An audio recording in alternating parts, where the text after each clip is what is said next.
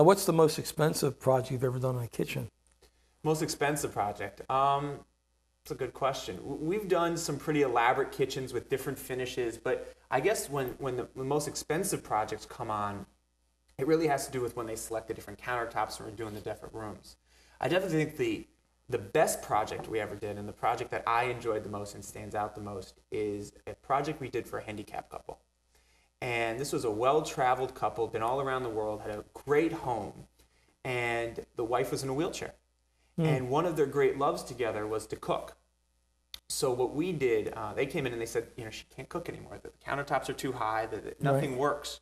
And we redesigned the kitchen so that this couple could have one of their passions back and could cook together. So we did, 2 height islands. We did a cooktop that raised and lowered so she could cook at it or he could cook at it. And we redesigned the kitchen so that what she would need to cook could be accessed down below where she could get to it. But you still had normal height for other people. Absolutely. The whole kitchen could operate for anybody who needed to use it. And it doesn't look like a handicapped kitchen, although there's enough room for her wheelchair to move around and everything else. That's the project that I think in all the years of CCW has been the most special, just because we were able to make an impact on their life. And that was a real gift. So that was not only maybe one of the most expensive, one of the probably most memorable. It actually wasn't even the most expensive. Really? We can work to whatever budget the customer wants.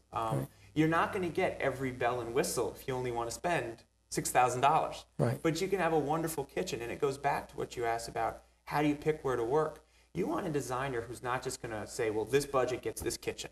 Right. And we're really going to work through, make sure we know what you need, and we're going to design based off that. The extras, we'll throw them in there. We'll show you what they cost. If they fit in your budget, terrific. If they don't, next time. Now, how much psychology is involved in this process? It's a good salesperson is terrific, but what we have done is, your designer is also your salesperson. So it's more of a trust situation than a psychology situation. I hope that our customers trust their designers, because you are leaving it to them that dishwasher is going to be in the right place so that when you unload it, that you're putting the dishes away where they should be. And that's what's important. So how do they figure out what a person's taste is? Do they just look around the rest of the home? Do they want to match it or do they want to take people out of the comfort zone maybe? That's up to the customer. We have some customers who come to us and say, what would you do in this room? Right. And I know my tastes are different than your tastes, so it's a little tricky. The number one first thing that I love for all customers to do is take out kitchen magazines or living magazines and rip out pages they like. They don't have to know why they like it. They just need to rip them out because there's something they like about it. Yeah. And our designers will look at those pictures, and it will not take them very long at all. So you get a hint. You really get a hint. And they're able to pick up, you like this dark, you like this raised door, you like these different components. And that's what does it. Yeah, I can relate to that, because I know if you said to me, well, show me what you want, I couldn't even begin to explain it. Right.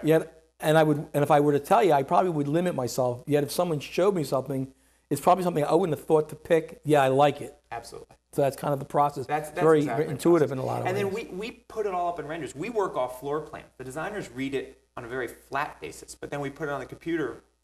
We show you the 3D pictures and can do the virtual walkthroughs and such. So. Right. Now, being that's still a fairly young company, and you're still, I can pick on you, still a fairly young guy. Sure, absolutely. One of the purposes of the show is to really not just talk about the products and services our guests offer, but also to give the audience who might be thinking about running a business or are running a business and could learn from someone else's experience. Talk about, to go from A to B, where you were to where you are. Sure. What did you go through as an owner and as a business leader, decision maker? What are the challenges you go through? Well, you got to figure out what you want to work on. The kitchen in the home is the first thing you see and the last thing you forget. And that's why when people ask me what side of the business I get in, that was key. On top of that, just like everything in life, location, location, location. The Capital District has made this business. If I was in Westchester, New York City, or in Long Island, I'd probably be out of business right now. Those kitchen guys are not doing very much at all. And here, we're getting work done. We're doing projects. People are putting money into their homes, investing, and they're getting a good return from it. So that's what I think has been helpful. And when thinking about starting a new business and what can you do, I don't want to improve upon something. I want to really add something. And that's a big difference. Right.